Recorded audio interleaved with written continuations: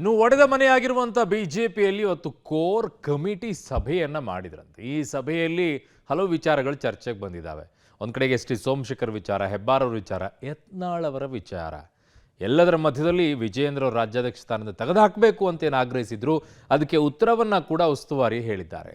ಏನು ಹೇಳಿದ್ದಾರೆ, ಏನಾಯ್ತು ಇವತ್ತಿನ ಸಭೆಯಲ್ಲಿ ನೋಡಿ.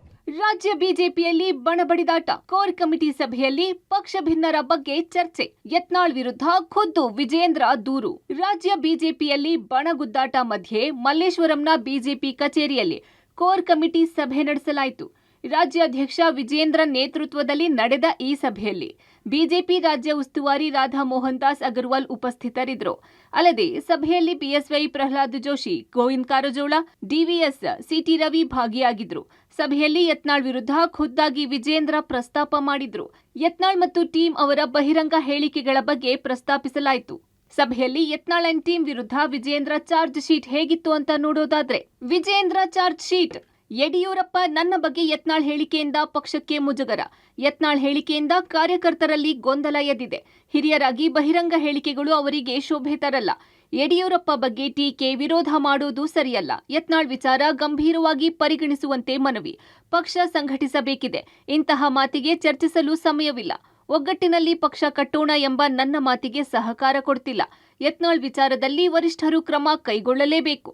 ಇಷ್ಟು ಕಾಲ ಸಹಿಸಿದ್ದೇನೆ, ಇನ್ಮುಂದೆ ಸಹಿಸಲು ಆಗಲ್ಲ ಎಂದು ಖುದ್ದಾಗಿ ಸಭೆಯಲ್ಲಿ ವಿಜಯೇಂದ್ರ ಪ್ರಸ್ತಾಪಿಸಿದ್ದು ಹೈಕಮಾಂಡ್ ಅಂಗಳದಲ್ಲಿ ಚೆಂಡಿದೆ. ಅವರ ನಿರ್ಧಾರವೇ ಅಂತಿಮ ಎಂದರು. ನೋಡಿ, ಅದ್ರ ಬಗ್ಗೆ ನಾನು ಏನು ಇಲ್ಲಿ ಬಹಿರಂಗ ಮಾತಾಡೋದಕ್ಕಾಗೋದಿಲ್ಲ. ಈಗಾಗಲೇ ವರಿಷ್ಠರ ಅಂಗಳದಲ್ಲಿ ಈಗಾಗಲೇ ಇದೆ ಈ ವಿಚಾರ.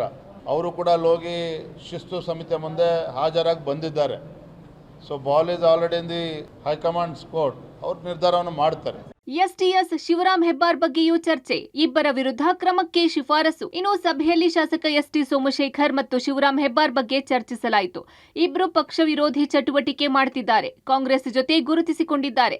ಇದಕ್ಕೆ ಇತಿಶ್ರೀ ಹಾಕಲು ಬಿಗಿಯಾದ ಕ್ರಮ ಅವರಿಬ್ಬರ ವಿರುದ್ಧ ಕೈಗೊಳ್ಳೋಕೆ ತೀರ್ಮಾನ ಆಗಿದೆ ಎಂದರು ವಿಜಯೇಂದ್ರ.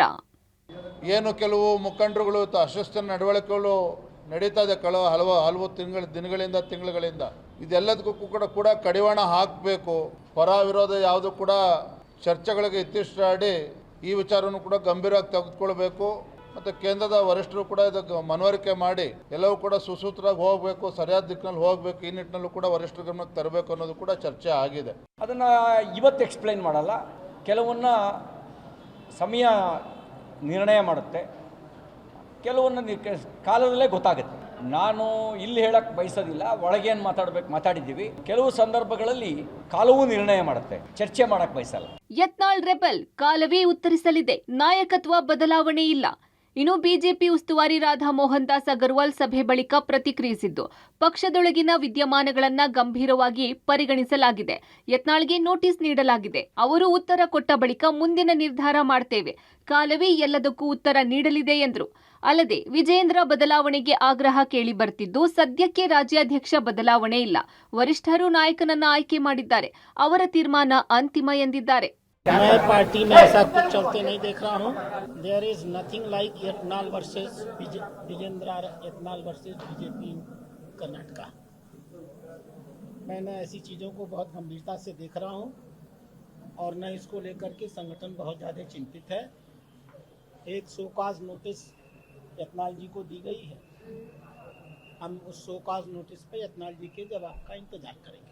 जवाब आने के बाद पार्टी तय करेगी क्या करना है. शोकाज नोटिस का जो जवाब देंगे, मैंने कहा जवाब देंगे, हम उसके आधार पर अपने अगले कदम को तय करेंगे. ಇನ್ನು ವಿಜಯೇಂದ್ರ ನೇತೃತ್ವದಲ್ಲಿ ನಡೆದ ಕೋರ್ ಕಮಿಟಿ ಸಭೆಯಲ್ಲಿ 3 ನಿರ್ಣಯಗಳನ್ನು ಕೈಗೊಳ್ಳಲಾಗಿದೆ. ಸಭೆಯ 3 ನಿರ್ಣಯಗಳು: ನಿರ್ಣಯ 1, ಯತ್ನಾಳ್ ವಿಚಾರ ಹೈಕಮಾಂಡ್ ಗಮನಕ್ಕೆ ತರುವುದು. ನಿರ್ಣಯ 2, ಎಸ್ಟಿ ಸೋಮಶೇಖರ್, ಶಿವರಾಮ್ ಹೆಬ್ಬಾರ್ ವಿರುದ್ಧ ಶಿಸ್ತು ಕ್ರಮಕ್ಕೆ ಶಿಫಾರಸು. ನಿರ್ಣಯ 3, ಬೈ ಎಲೆಕ್ಷನ್ ಸೋಲಿಗೆ ಕಾರಣ ಹುಡುಕಲು ಸತ್ಯಶೋಧನಾ ತಂಡ ರಚನೆ. ಹೀಗೆ 3 ನಿರ್ಣಯಗಳನ್ನ ಸಭೆ ಕೈಗೊಂಡಿದೆ. ಅತ್ತ ಯತ್ನಾಳ್ ವಿರುದ್ಧ ಕ್ರಮಕ್ಕೆ ಆಗ್ರಹ. ಇತ್ತ ಸಿಎಂ ಆಸೆ ವ್ಯಕ್ತಪಡಿಸಿದ ಯತ್ನಾಳ್. ಇನ್ನು ಬಾಗಲಕೋಟೆಯಲ್ಲಿ ರೆಬೆಲ್ ಶಾಸಕ ಯತ್ನಾಳ್ ಸಿಎಂ ಆಗುವ ಕನಸನ್ನ ಹೊರಹಾಕಿದ್ದಾರೆ. ನಾನು ಮುಖ್ಯಮಂತ್ರಿ ಆಗುವುದರಲ್ಲಿ ತಪ್ಪೇನಿದೆ, ಬರೀ ಮಂತ್ರಿ ಸ್ಥಾನ ಕೇಳೋದೇ ಆಗೋಯ್ತು. ಪಕ್ಷದ ಪ್ರಾಮಾಣಿಕ ವಿಚಾರ ಬಂದಾಗ ನಾನು ಸಿಎಂ ಆಗುವ ಸ್ಥಾನದಲ್ಲಿ ಮೊದಲಿಗನಾಗಿರುತ್ತೇನೆ ಎಂದಿದ್ದಾರೆ. ಇಲ್ಲ ಮುಖ್ಯಮಂತ್ರಿ ಯಾಕಾಗಬಾರ್ದು ಹೇಳ್ರಿ, ಏನು ಕೊರತೆ ಐತಿ? ಪ್ರಾಮಾಣಿಕರು ಮಾಡ್ಬೇಕಂತ ಬಂದ್ರೆ ನನ್ನೇ ಫಸ್ಟ್ ಹೆಸರು ಬರ್ತದ. ಒಳ್ಳೆ ಮನುಷ್ಯನ ಮಾಡ್ಬೇಕಂತ ಬರ್ತೇನಾರೆ ಅನಿಸ್ತು, ದೇವರಿಗೂ ಆದೇಶ ಕೊಟ್ಟ ಅಂದ್ರೆ ನಾನೇ ಆಗ್ತೀನಿ. ಒಟ್ಟಾರೆ ರಾಜ್ಯ ಬಿಜೆಪಿ ಒಡೆದ ಮನೆಯಂತಾಗಿದ್ದು, ಕೋರ್ ಕಮಿಟಿಯಲ್ಲಿ ಪಕ್ಷದ ಭಿನ್ನಮತೀಯರ ಬಗ್ಗೆ ಚರ್ಚೆ ಮಾಡಲಾಗಿದ್ದು, ಕ್ರಮಕ್ಕೆ ಆಗ್ರಹಿಸಲಾಗಿದೆ. ಮುಂದಿನ ದಿನಗಳಲ್ಲಿ ರೆಬೆಲ್ಸ್ ವಿರುದ್ಧ ಯಾವ ಶಿಸ್ತು ಕ್ರಮ ಆಗಲಿದೆ ನೋಡಬೇಕಿದೆ. News desk, public TV.